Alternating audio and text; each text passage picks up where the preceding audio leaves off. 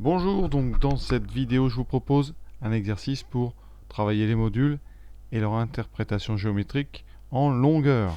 La propriété que je vous rappelle immédiatement, c'est qu'une longueur AB, et bien vous pouvez calculer ça à l'aide des complexes en faisant le module de l'affixe de B moins l'affixe de A, ou l'affixe de A moins l'affixe de B, ce qui reviendra au même puisque la distance AB c'est la distance BA. Donc ici, on travaille dans le plan complexe, ce fameux plan ici qu'on note OUV, OUV parce qu'on ne peut pas reprendre IJ à cause du I qui est pris pour les complexes.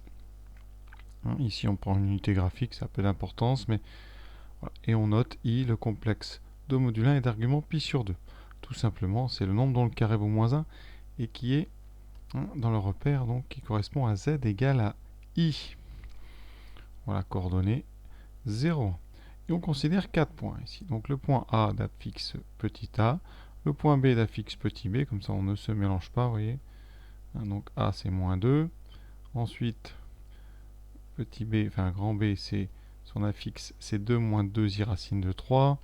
Ensuite le point C, ça sera 3 plus 3 i racine de 3. Et enfin, un quatrième point, le point P, dont l'affixe est 10, donc un réel. Vous avez donc deux réels ici parmi les affixes, donc on va voir ce que ça donne tout de suite, parce qu'on vous demande de placer, évidemment, les plus simples à placer, c'est-à-dire les points A, l'affixe moins 2, et le point P, l'affixe 10. Voilà, alors j'ai déjà placé A et P, les remarques qu'on peut faire. Donc, petit a, c'est moins 2. Ça veut dire que le point A a pour coordonnée moins 2, 0. A, c'est un réel négatif, donc son point image est sur la partie gauche de l'axe des réels. Ensuite, le point P a un affixe qui est 10. Donc les coordonnées du point P, facile, c'est 10, 0, réel positif sur la partie droite de l'axe des réels. Voilà, première chose. Ensuite, on cherche à placer exactement, c'est pas approximativement, les points B et C. Alors comme on a des racines de 3, on ne va pas pouvoir le faire exactement sans une petite astuce graphique. Alors cette astuce, on va utiliser le module. On vous demande donc en question 2 de calculer des modules, les modules de B et C. Alors on va commencer par le module de B, c'est le module de 2 moins 2i racine de 3.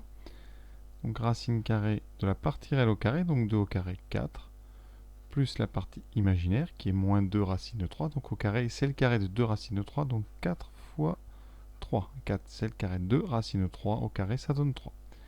Il reste racine de 4 plus 12, 16. Il reste 4. Donc le module de B c'est 4. Module ensuite de C. C'est 3 plus 3i racine de 3. Ce qui veut dire que ça donnera un module égal donc à 9, le carré de 3. Et même chose que tout à l'heure, donc 3 au carré 9 fois 3. Donc 3 fois 9, 27 et 9, 36. Racine de 36, ça donne 6. Question 3. Utilisez les cercles de centre O et de rayon 4 et 6 pour construire B et C. Alors pourquoi est-ce que ces deux cercles-là interviennent? Alors, je vous rappelle une formule ici. On a dit que la longueur AB, c'était module de ZB moins ZAD. Si je veux calculer une longueur par rapport à l'origine, exemple, la longueur OA, eh bien j'ai tout simplement à faire le module de ZA moins ZO.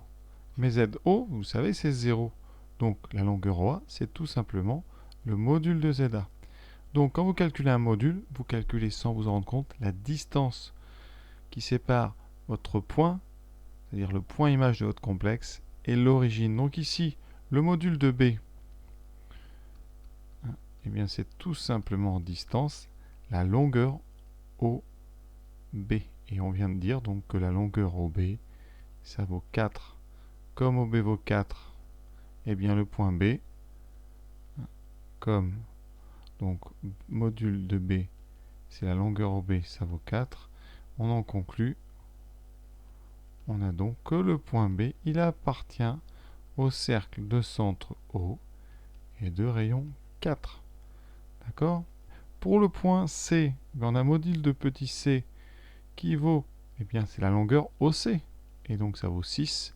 Donc le point C appartient lui à un autre cercle, le cercle de centre O et de rayon un peu plus grand égal à 6. Comment ça va nous aider à tracer? Donc tout de suite, on va se placer sur GeoGebra. Alors première chose, on va s'occuper de B. Donc pour B, je vais tracer le cercle de centre O de rayon 4. Ce cercle, je l'avais préparé, il est ici. Ça veut dire que B, il est quelque part sur ce cercle. Comment on va le trouver, ce point B? Eh bien, vous remarquez, la fixe de B, c'est 2 moins 2i racine de 3. Donc, chose importante, hein, l'abscisse de B, c'est 2.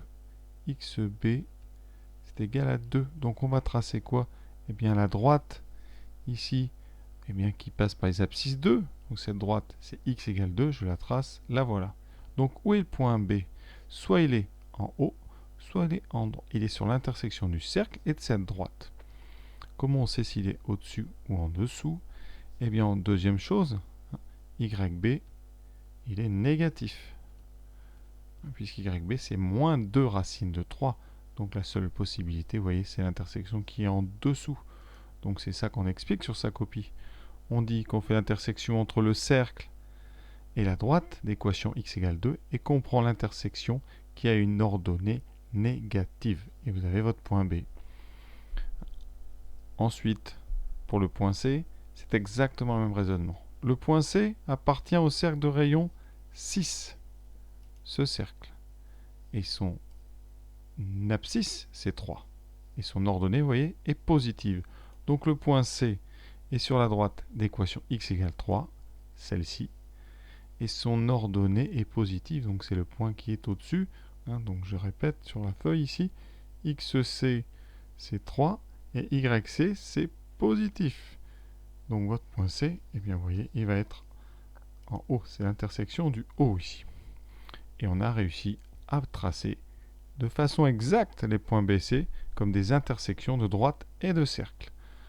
Voilà pour cette question 3, assez intéressante j'avoue.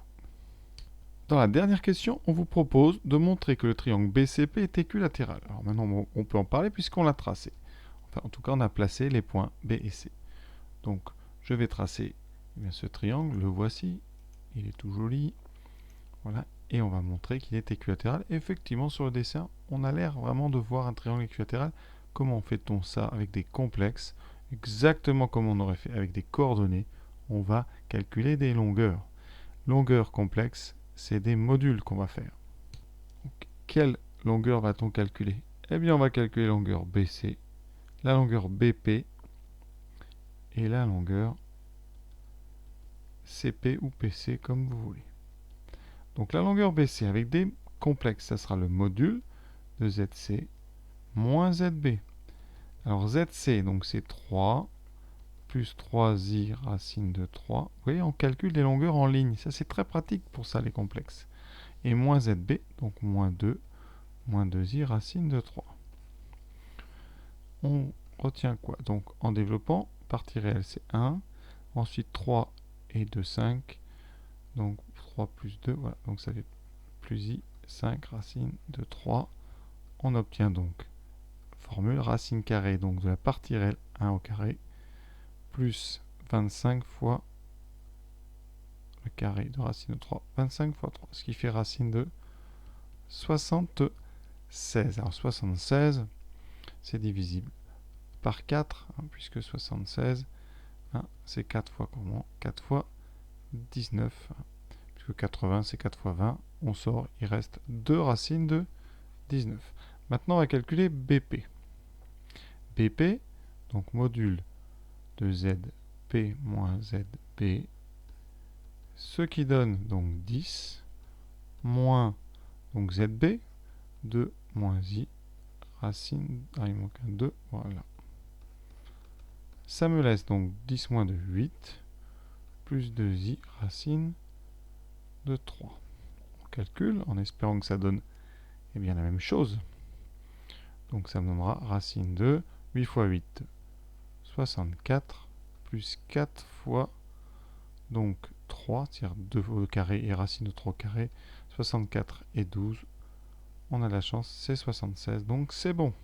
On a bien déjà un triangle isocèle. Maintenant CP, ça fait module de ZP moins ZC, donc module de 10 moins 3 plus 3i racine de 3, ce qui me laisse 7 moins 3i racine de 3. Racine carrée de, donc 7 au carré, 49. plus 9 fois 3. 49 plus 27, ça fait 76. On est parfait. Donc, BC égale BP égale CP. Le triangle est bien équilatéral. Le triangle est équilatéral. Vous voyez l'intérêt vraiment des complexes, hein, il faut commencer à le sentir.